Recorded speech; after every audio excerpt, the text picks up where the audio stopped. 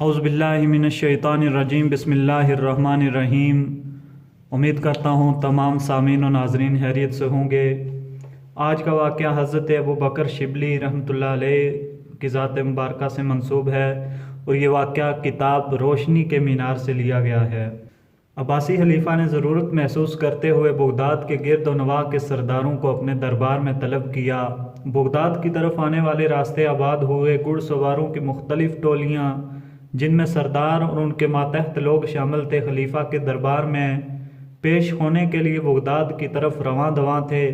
عجیب سی رونق لگ گئی اور ویران سڑکوں پر کبھی کہوں کی آواز آتی تو کبھی سنجیدہ معاملات پر بحث سنائی دیتی۔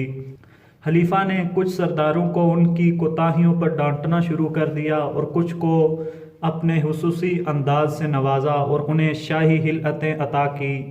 ان کو طعام نوشی کا شرف بخشا۔ تمام امراء اور سردار شاہی خلعتوں کو زیب تن کیے ہوئے شاہی طعام گاہ میں پہنچے۔ ان سرداروں میں ایک سردار کو بغداد کا موسم کچھ راس نہ آیا اور اس کی طبیعت ناساز ہو گئی۔ زکام نے اس سردار کو چین سے طعام گاہ میں بھی نہ بیٹھنے دیا۔ جب کھانا شروع کیا گیا تو اس سردار کو پے در پہ کئی چھینکیں آئی، جس پر خلیفہ سمیت تمام سردار اور امراء اس کی طرف متوجہ ہو گئے۔ اس نے نہایت ہوشیاری سے اپنا ناک شاہی خلعت کے آستین سے صاف کیا اور خلیفہ اس وقت اس کی طرف دیکھ رہا تھا۔ اس پر خلیفہ نے اس سردار کی شاہی خلعت اتروا دی اور اپنے آدمیوں کو کہا، اس جاہل اور گستاخ کو اس دربار سے باہر پھینک آؤ، کیونکہ یہ اس شاہی خلعت کے قابل ہی نہیں ہے۔ خلیفہ کے حکم کی تعمیل ہوئی۔ جب تمام امراء اپنے اپنے علاقوں میں چلے گئے تو نہاوند کا سردار قصر خلافت میں امیر المومنین سے ملنے گیا۔ سردار خلیفہ کے سامنے پیش ہوا اور سلام عرض کیا۔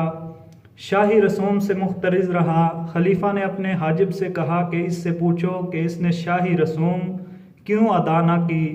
سردار نے کہا کہ اس حاجب کی بجائے مجھ سے براہ راست بات کی جائے۔ خلیفہ نے اپنے حاجب کو خاموش رہنے کا حکم دیا۔ پھر سردار نے پوچھا کہ کیا وہ سردار جس کو چھینکوں کی وجہ سے اس دربار سے نکالا گیا، ذلیل کیا گیا، اپنی چھینکوں کے بارے میں بااختیار تھا؟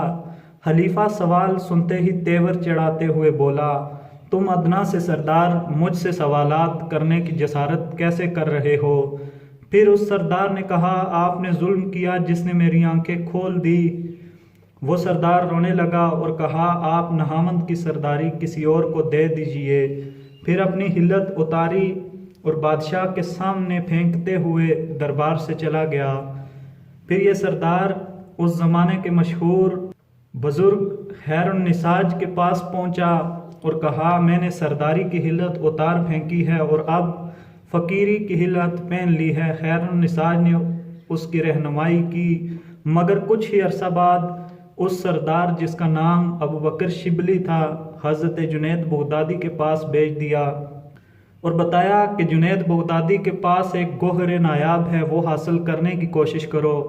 شبلی اٹھے اور جنید بغدادی کی محفل میں چلے گئے اور فرمایا، مجھے بتایا گیا ہے کہ جنید بغدادی آپ کے پاس ایک گوہر نایاب ہے، وہ مجھے دے دیجئے۔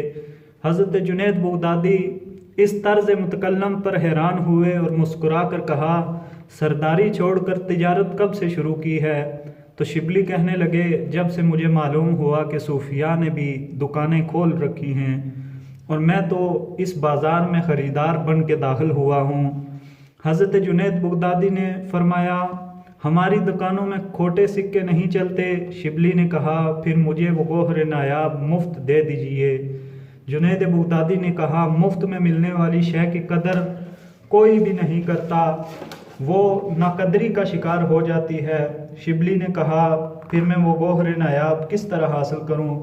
جنید بغدادی نے کہا کہ پہلے توحید کے سمندر میں غرق ہو جاؤ اور صبر و انتظار کے سرابہ بن جاؤ تو وہ گوہر نایاب تمہیں خود ہی مل جائے گا۔ شبلی نے کہا، صبر و انتظار کے دروازے کس طرح کشادہ کروں؟ تو حضرت جنید بغدادی نے کہا، بغیر کسی ہیلے کے 1 سال تک گندک بیچو۔ شبلی پر ایک بجلی سی گری کہ نہاوند کا سردار اتنی گھٹیا شے بیچے گا۔ मगर शिबली ने 1 साल गंधक की दुकानदारी की और जब जुनैद बगदादी के पास पेश हुए तो कहा, मैंने अपना साल पूरा किया, अब और कोई हुक्म फरमाएं।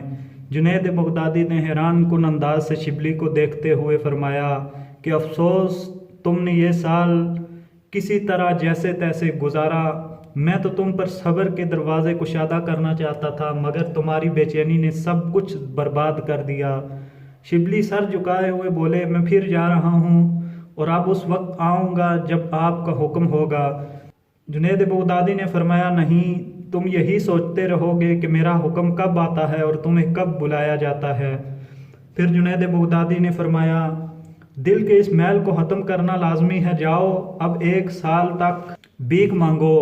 शिबली पर फिर बर्क गिरी, मगर वो जुनैद बगदादी से सवाल करने से घबरा रहे थे।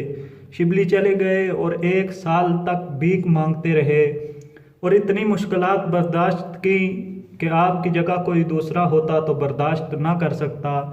एक दिन आप हज़रत जुनैद बगदादी की बारगाह में पेश हुए और उन्होंने शिबली को भीख मांगने से रोक दिया और नया हुक्म दिया कि शिबली, तुमने दौरान हुकूमत कितनों के दिल दुखाए हैं, उनसे माफ़ी मांगो, उन लोगों को तलाश करो। शिबली कहने लगे, ये मुश्किल है।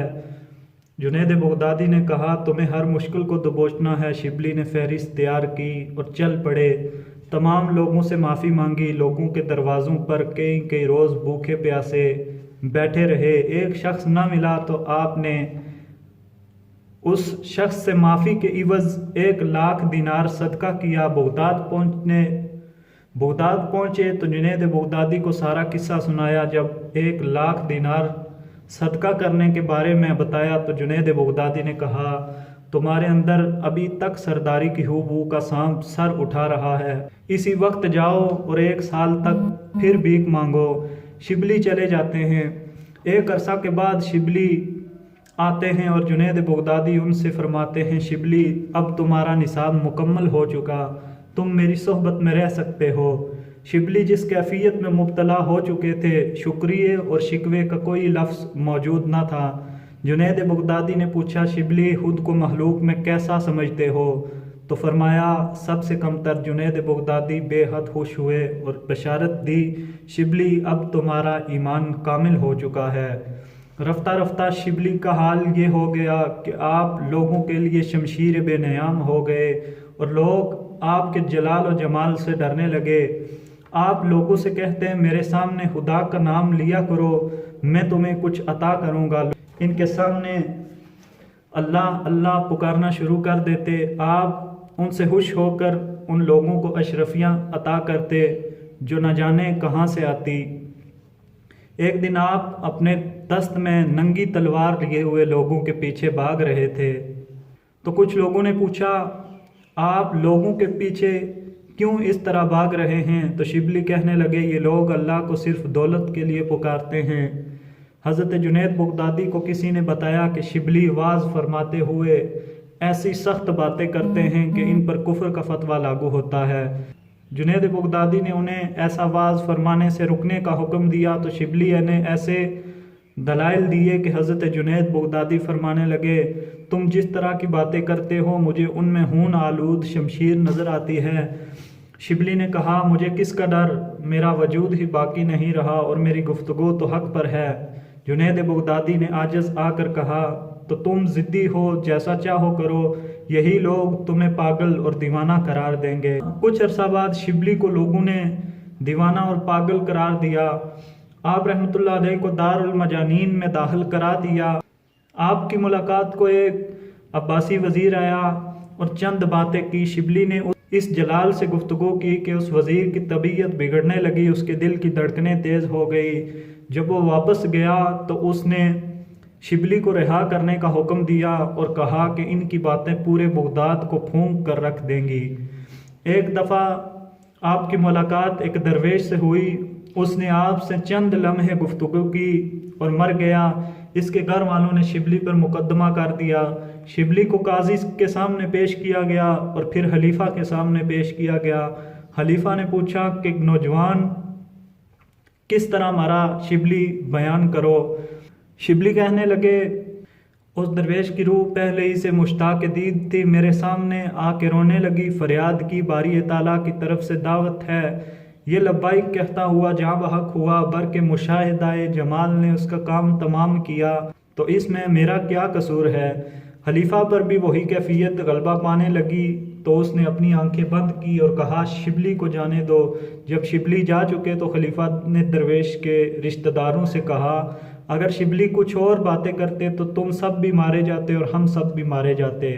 जब शिबली फौत हो गए तो एक मुरीद ने इन्हें हाथ में देखा और पूछा, हज़रत नकीरेन ने आपसे कब्र में कैसे सवालात किए हैं? तो शिबली कहने लगे, उन्होंने पूछा कि तुम्हारा रब कौन है? मुरीद ने कहा, तो आपने क्या जवाब दिया? शिबली कहने लगे, मैंने उनसे कहा कि मेरा रब वो है जिसने तुम्हें हुक्म दिया था कि आदम को सजदा करो, मैं उस वक्त भी आदम की पुश्त पर तुम्हें देख रहा था। वो नकीरेन खामोश हो गए और चले गए और एक दूसरे से कहने लगे, इस शख्स ने तो पूरी औलाद आदम के सवाल का जवाब दे दिया। आज का वाक़या हज़रत अबू बकर शिबली के हालात ज़िंदगी के मुतल्लिक़ था और उस सफ़रे मुक़द्दस की तरफ था जो हज़रत जुनैद बगदादी ने हज़रत अबू बकर शिबली को तय कराया। मैं उम्मीद करता हूँ तमाम लोगों को ये वाक़या बहुत ही पसंद आया होगा और उम्मीद करता हूँ मेरे चैनल को सब्सक्राइब करेंगे, इस वीडियो को लाइक करेंगे और शेयर करेंगे।